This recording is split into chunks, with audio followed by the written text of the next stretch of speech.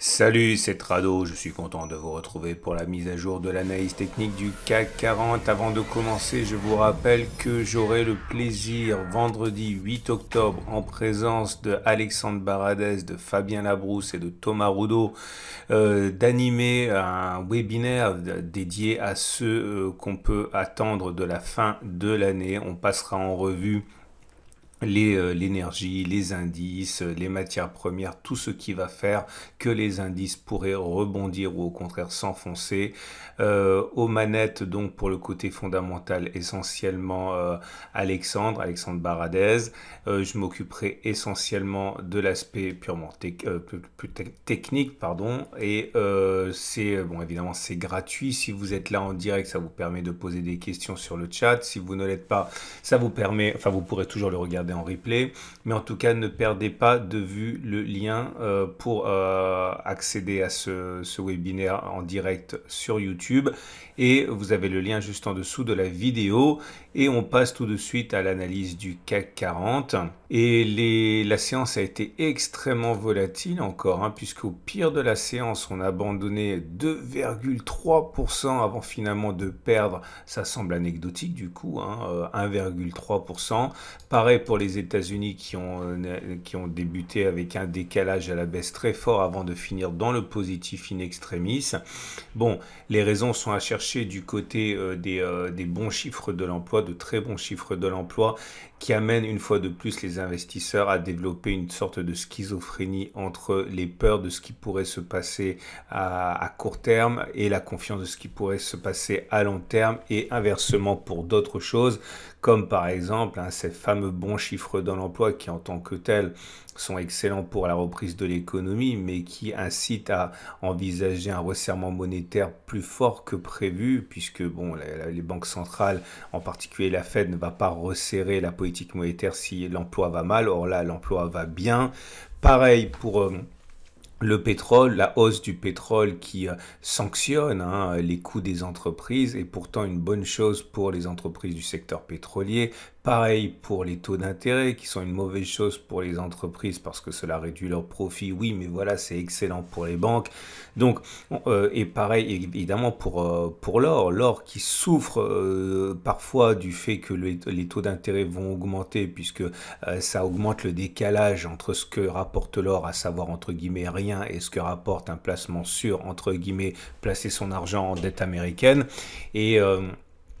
Et d'un autre côté, l'inflation veut dire que normalement l'or va en profiter, parce que l'inflation fait toujours profiter l'or de ce qui se passe. Bref, entre l'inflation, la stagflation, la récession, la croissance économique, on ne sait pas trop quoi espérer. Enfin, si on sait quoi espérer, mais on ne sait pas trop quoi croire. Et donc voilà, ce sont des séances vraiment, vraiment plutôt schizophrènes, hein. En tout cas, voilà où nous en sommes. Un beau rebond sur le super trend qu'on évoquera un petit peu plus tard. Mais voilà, le chandelier japonais du jour est de belle facture, hein. Regardez avec sa longue mèche basse, on voit les rachats à bon compte, hein. Ça s'appelle un pin bar, hein, en terminologie anglo-saxonne. C'est censé être positif, hein. Maintenant, il est vrai que des bougies de rebond qui n'apparaissent pas sur une zone de support sont toujours plus sujettes à caution que les chandeliers japonais qui apparaissent sur un support.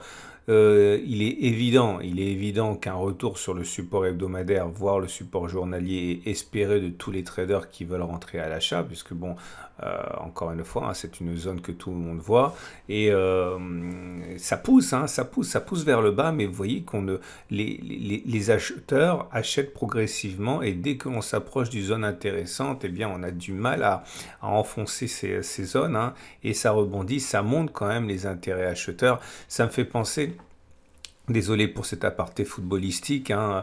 Vous savez, il y avait je dis ça pour les plus jeunes, un footballeur américain, un anglais très très très connu, Lineker, qui disait le football, c'est un jeu qui se joue à 11 et à la fin, c'est les Allemands qui gagnent. Et bon, ça me fait penser un peu à la bourse. Vous voyez, la bourse, c'est un marché de dupes où ça monte et ça descend, et à la fin, on inscrit des records. Alors, ça ne veut pas dire qu'on ne va pas baisser encore, ça ne veut pas dire que le record sera pour demain, mais voilà, la direction naturelle des marchés, dans la plupart des cas, hein, je ne parle pas de Kaboul, hein, évidemment, mais c'est d'aller vers le nord, hein. Bon, bref, après ces petits apartés, on passe directement aux éléments techniques. Alors la moyenne mobile, ah non, les chandeliers japonais, j'oublie. Bah, le chandelier japonais du jour, il est bon. Si on regarde les bougies Aiki Nashi, bah, ça reste une bougie baissière, mais pas extrêmement baissière, puisque là, le corps est très long. Pour que ce soit une bougie baissière, il faudrait un corps plutôt court et pas de mèche haute, un peu à la lumière de ce qui s'est passé ici, vous voyez. Mais c'est pas le cas de la bougie qu'on vient de dessiner. Et on a également les autres éléments. Alors, en l'occurrence, les éléments techniques, la moyenne mobile à 7 jours qui est toujours descendante en dessous, la tendance immédiate est baissière. La moyenne mobile à 20 jours, elle est descendante et on est en dessous, donc la tendance générale est baissière. La moyenne mobile à 50 jours est plate, on est en dessous. Bon, ça commence à descendre, mais c'est vraiment pas flagrant. Donc la tendance de fond est neutre avec ballottage favorable au baissier. Par contre, pas de doute, la tendance de long terme est haussière puisqu'on est au-dessus de la M200 qui monte. Les bandes de Bollinger sont toujours en situation de parallèle baissière, ce qui au regard de cet indicateur veut dire qu'on a plus de chances d'aller plus bas que d'avoir fait les plus bas. Regardez également les autres. Non, j'allais vous montrer les éléments, les autres éléments techniques, mais il n'y a pas d'intérêt. Hein. On n'a pas eu de. Hier, on a eu un signal haussier donné par la Rune et on avait backtesté le fait qu'il fallait pas descendre plus bas que 6410. Pour l'instant, on n'y est pas. Hein. Et on passe directement au SAR qui lui est toujours en situation de baisse. Enfin, c'est un SAR baissier avec des cours en dessous des petits points. Et le super trend, je disais en entame, qui vient d'être préservé pour la deuxième fois hein, après une attaque. Alors du coup, ça m'a amené à me poser une question par rapport à ça.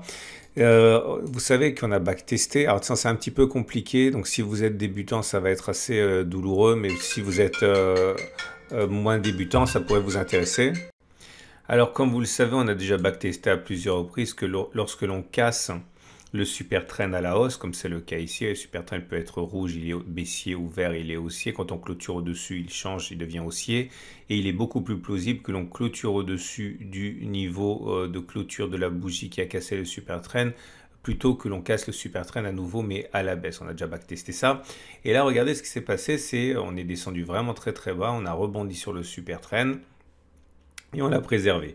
Et je me suis donc demandé si dans l'histoire du CAC 40, cela permettait de gagner de l'argent. Donc clairement, j'ai regardé les fois où 1, on a cassé le super trend à la hausse, ou 2, on n'a toujours pas inscrit la fameuse bougie qu'on est censé faire au-dessus de la bougie de cassure. Ok. 3, le fait que l'on vienne chercher le super trend et qu'on le touche et qu'on le préserve. 4, est-ce qu'on peut gagner de l'argent en mettant un stop de protection, un stop loss en dessous de cette bougie qui a testé le super trend, donc 1,61 ici, en visant au moins une fois le gain, mais au-dessus, voire 2 fois, voire 3 fois. Alors, là pour le coup, cet exemple-là, ça donne rien puisqu'on ne devait pas faire moins 1,61 et on n'a ni fait plus 1,61 ni moins 1,61, donc c'est toujours un exemple en cours. Et là, l'idée, c'est qu'on va voir ce qu'on peut espérer de cette bougie-là. Et je ne m'imaginais pas que je tomberais sur une configuration tellement rare qu'elle apparaît qu'une fois tous les 4 ans sur le CAC 40 depuis l'origine. C'est extrêmement rare. Et on va regarder ce qui s'est passé. J'étais obligé de remonter, vous l'avez compris, jusqu'à l'origine du CAC 40. Et voilà ce que ça donne. Donc là, par exemple, vous voyez, les deux exemples ont eu lieu de manière très rapprochée cette année. En fait, on en est à 4 depuis le début de l'année, alors que c'est arrivé 7 fois depuis l'origine du CAC 40. C'est assez délirant. Enfin bon, bref, voilà. Voilà le premier exemple. Ok, on a cassé le super trend sur cette bougie. Ok, la clôture est à 6387. On n'a pas réussi à clôturer au-dessus de cette bougie. On est allé chercher le SAR qu'on a testé, le super trend qu'on a testé. On a rebondi. Est-ce qu'on a réussi à faire moins de 19 au-dessus? Ou est-ce qu'on a d'abord fait moins de 19 et vous voyez, on a fait beaucoup plus, on a fait 2,19, on a fait 4,38, etc. On a fait 3 fois plus, ça se voit ici, ok, sur les bougies récentes. Et donc c'est pour ça qu'il y a 1 pouce, puis 2 pouces, puis 3 pouces. Et là, pareil, vous voyez, on a testé le super trend ici. On a prend, est-ce qu'on a fait moins 1,12 ou on a fait d'abord plus 1,12 puis 2,24 plus 3,36? Oui, on a fait plus, etc. Donc c'est également un succès, un deuxième, un troisième succès. Là, dès ce moment-là, c'était plus valable hein, puisqu'on allait au-dessus avant de tester le super trend, donc ça ne m'intéressait pas. Je parle vraiment de regarder ce qui se passe lorsqu'il y a un accès de faiblesse après un coup de force. Hein. Là, c'est pareil, on n'a pas touché le super trend, donc ça ne m'intéresse pas. Bon, après, on va défiler parce que vous allez voir, il y a très très peu d'exemples. Ah, le prochain exemple, il est en 2020. Donc, c'est pareil. On a cassé le super trend.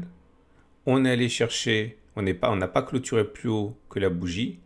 On est allé chercher le super trend et derrière, si on prend la distance entre la clôture et le stop de protection, le dernier plus bas, on voit qu'on a fait beaucoup plus à la hausse, hein, 22% en quelques jours, donc 3 pouces vers le haut. On continue, rien pendant des années et des années. C'est assez fou, c'est vraiment très rare. Donc je continue à remonter le temps. Voilà, deux tentatives, enfin deux occurrences coup sur coup. Là, pareil, vous voyez. On a le test, la cassure du super trend, on n'a pas clôturé plus haut. On fait un premier test du super trend. A-t-on d'abord fait moins 0,74 vers le bas ou vers le haut? On a fait même beaucoup plus. Hein. Donc on a fait 3 pouces verts. Alors là par contre 2 pouces verts parce qu'on a réussi à faire 2 fois la distance mais pas 3. Bon, vous avez compris. Je déroule. Vous voyez comme c'est rare, hein. Pendant des années il n'y a rien. Là il y a une nouvelle occurrence qui a fonctionné. Alors ça a l'air de rien mais croyez-moi ça se joue sur l'épaisseur du trait mais il y a bien 3 fois la distance hein, puisque fallait pas faire moins 1,18 et au meilleur on est... Bon, en fait non, on a fait facilement hein, parce qu'on a fait 3,59 et après on n'a pas déclenché le stop loss, on est encore allé plus haut. Donc bon c'est bon, il n'y a pas photo. Et je pense que c'est quasiment terminé. Ah là, ça a fonctionné pour un risk reward 1, mais pas un risk reward 2 ni risk reward 3. Ok, sur cette bougie-là. Et voilà, c'est terminé. On est à l'origine du CAC 40. Donc, sur uniquement 7 occurrences dont on connaît l'issue, dans 7 fois sur 7, donc 100% des cas, mais je suis assez réticent à utiliser des pourcentages sur des cas aussi peu nombreux, eh bien on allait faire R1, on allait chercher l'objectif vers le nord du risque pris. Dans 6 fois, dans 6 fois sur 7, on a réussi à faire R2 et dans 5 fois sur 7, on a réussi à faire R3. Ça veut dire que si ce backtest était validé, il n'est pas valable hein, puisqu'on ne fait pas des backtests sur aussi peu d'occurrences. Mais ça veut dire quoi? C'est-à-dire que par rapport à la bougie du jour, il est plausible que l'on fasse plus 1,10, il est plausible que l'on fasse 2,20, il est même plausible que l'on fasse 3,30. Mais encore une fois, on manque d'occurrence pour être rigoureux. Ce qui m'amène à la question, la fameuse question qu'on me pose régulièrement quand on visite mon site pour la première fois, c'est alors qu'est-ce que ça veut dire suffisamment d'occurrence? Suffisamment d'occurrence, ça veut dire des centaines. Ok, point barre. Malheureusement, tout le monde n'a pas le temps, mais je considère qu'on peut déjà avoir une vague idée avec 30 occurrences. Alors, 30 occurrences, ça vous donne rien de précis, mais à l'usage, mais c'est absolument pas un conseil que je vous donne, parce qu'à titre personnel, quand je backteste des centaines d'occurrences, ok, mais je pense qu'on a déjà eu une idée. Il est rare que quand il y a un gros décalage de pourcentage, je ne parle pas de 55%, mais quelque chose qui fonctionnerait de manière significative sur 30 occurrences, fonctionne généralement dans le bon sens sur plusieurs centaines d'occurrences. C'est pas toujours vrai, mais c'est souvent le cas. Donc clairement, voilà ce que ça veut dire suffisamment d'occurrences. Ah, j'en profite pour dire, j'ai eu pas mal de messages qui me disaient mais tu pars quand à la retraite, Trado? Tu pars quand à la retraite? Bonne retraite, etc. Attendez, on dirait que vous voulez vous débarrasser de moi. Non, je dis que j'allais bientôt partir à la retraite parce que voilà, ça fait des dizaines d'années que je fais ça et que bon, je pense qu'à un moment il faut savoir s'arrêter, mais c'est pas non plus pour demain ni pour après-demain. Qu'est-ce que vous voulez que je fasse de ma vie après? Non, je me dis simplement qu'il faut vraiment que vous appreniez à backtester parce que je serai pas là tout le temps. Peut-être que je partirai dans un an, dans 2 ans, enfin j'en sais rien. Mais voilà, c'est pas non plus la peine d'espérer que vous débarrasser de moi aussi vite. Hein. Je suis encore là. Je ferme ma parenthèse. Et ce qui nous amène donc à l'Ishimoku. Et l'Ishimoku, bah regardez, hein, l'Ishimoku n'a toujours pas twisté à la hausse. Hein, donc ça veut dire qu'on est toujours en danger d'aller chercher l'objectif que vous connaissez par cœur, que je ne vais pas vous remettre une fois de plus, mais ça correspond au bas du support journalier ici, aux alentours de 6295. Ouais, je ne peux pas m'empêcher de vous le montrer encore parce qu'il y a toujours des nouveaux. Il faut être sympa avec les nouveaux. Voilà. Paf, on prend la distance entre les plus hauts et le twist, on remet ça en dessous du twist et voilà, ça vous donne l'objectif des 6295, 6251. Et ça n'a pas été invalidé puisque comme vous pouvez le voir, il n'y a pas eu de twist dans l'autre sens. Hein. Et donc, on passe donc au trade du jour. Alors, que peut-on trader? Alors, si vous êtes, on m'a demandé quand ça serait intéressant de trader à la baisse en partant du twist. Alors, il y a plusieurs choses. Le problème, c'est que je n'aime pas vous proposer des choses avec un ratio gain-risque inférieur à plus que 1. Enfin, j'aime bien avoir des ratios gain-risque qui sont aux alentours de 1,5. Alors, c'est beaucoup plus compliqué que ça, parce que normalement, vous savez que vous pouvez gagner de l'argent en ayant raison plus souvent que tort. Vous pouvez gagner de l'argent aussi en ayant un ratio gain-risque supérieur à 1. Ok, donc là, normalement, on pourrait se satisfaire d'un ratio gain-risque inférieur à 1, puisque sur 100 trades, il faut tenir compte du nombre de fois où on a raison. Là, clairement, sur ce backtest qu'on avait fait la dernière fois, sur l'histoire du twist, c'était 80% de chance de rallier l'objectif. Donc forcément, quand on a 80% de chance de rallier un objectif, on n'a pas besoin d'avoir un ratio gain-risque de 1 pour gagner de l'argent. Mais bon, je préfère donner au nouveau de bonnes habitudes. Mais l'idée, c'est que si on rebondit, et qu'on va chercher le twist, le niveau du twist, eh ben en gros, on pourrait retenter le trade baissier, puisqu'il faudrait mettre un stop loss à 4,72 et un objectif ici à 5,35 par exemple. Vous voyez que le ratio gain-risque il est totalement satisfaisant. Donc si on a un rebond demain, ce qui est plausible, eh bien regardez ça et vous pouvez spéculer à la baisse à ce niveau si vous avez un biais baissier. Si vous avez un biais haussier, bah, c'est toujours la même chose. Hein. Vous pouvez par exemple appliquer ce qu'on a expliqué pour le super trend aujourd'hui. Voilà, ça c'est une solution. Alors pourquoi est-ce que je ne le fais pas? Je le répète encore une fois pour les petits niveaux, parce que moi dans ce format de vidéo CAC 40, je vous apprends, enfin je vous incite à prendre des achats sur les supports et sur les cassures de résistance, qui est quand même la vulgate. Donc j'ai un plan de trade, j'achèterai lorsque on viendra sur 6397, première position ici, deuxième position ici. Attention, pas des positions pleines, hein, c'est des 1/3 de position qui ensemble constituent 1% de risque sur mon capital. Et le dernier ici, moi j'ai déjà expliqué. Voilà, n'oubliez pas de mémoriser le lien pour suivre le webinaire de vendredi. Je vous dis, n'oubliez pas de regarder la vidéo de l'or aussi, très intéressante. Je ne peux pas m'empêcher de le mentionner. State Street Global. State Street Global, c'est un truc énorme. C'est le cinquième plus gros compagnie, cinquième plus grosse compagnie de gestion de fonds avec 3000 milliards de gestion de dollars en gestion.